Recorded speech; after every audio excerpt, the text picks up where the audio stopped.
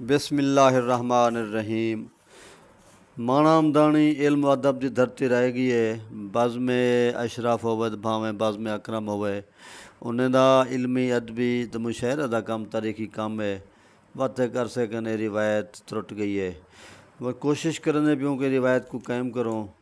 3 October 2024 को higher secondary school माणे दे विच रंगपुर ज़िला मुजफ्फरगढ़ के शायर फयाज़ दानिश की किताब ताक़ुब सुराब की रूनमाई थी पी है, जिन्हें शायर हजरात सब कुछ शरीक थी सन। तो ई किताब के हवाले दे नाल असां इतना आख सकदों, सोहना उर्दू लिखे ने, बड़े मुनफरिद शेर लिखे ने। तो उन्हें कुछ शेर मैं तो सुनावन चाहना, तो आपको अंदाज़ा थी वैसी। बात आँखों के इशारों से भी हो सकती थी, नाम लेकर हमें महफिल से निकाला तुमने। इवें बेरोज़गार लोगों की गुर्बत वास्ते भी बहुत सोहना लिखे ने। उदास चेहरा लिए गली से गुज़र रहा था, वो शख्स जैसे कि ज़िंदगी से गुज़र रहा था। तेरी आँखें सुना रही हैं हमें किस्सा शब की उदासियों का बस। इवें जिठा वजे तो हुसैनियत के हवाले नाल भी अशार बड़े सोहने तो बड़े प्यारे हैं। खुद आदे जब भी जहाँ भी यजीदी फितना जो सर उठाए तो हमको दानिश खिलाफ उसके अलम उठाने का दर्स मिलता है करबला से। ये उन्हें सारिया गालियां ने दीन के हवाले नाल उन्होंने एक बड़ा जज्बा है। हुसैनी हैं, हुसैन नाल मुहब्बत उन्हें को है पई, आले मुहम्मद नाल भी सोहनी मुहब्बत रखेंदे हैं। हुण मैं तुहानू एक अपनी सरेकी गज़ल के कुछ शेर सुर दे नाल सुनाउण की कोशिश कराना।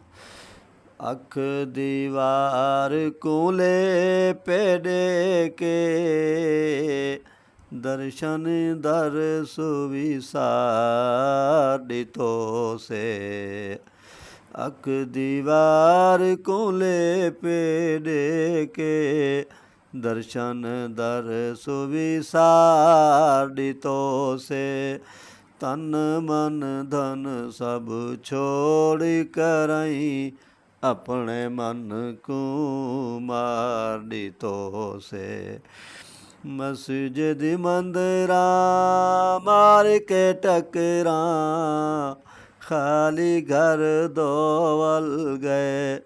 सीधा रस्ता गोल न सगिए इवें हयाती रोली तो से।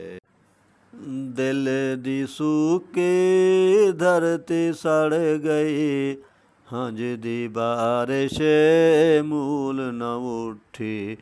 दम दम दुख दुख पेट को जोख जोख दिल दा चैन करार दितो से।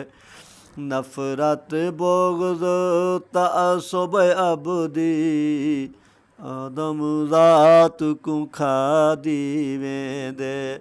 चस जीवन दे कैनी दिल बर रोंजे रैन गुज़ार दितो से। अख दीवार कूले पेड़े के दर्शन दर सुविसार दितो से। खुदा हाफिज़। दिल बर मौलाई।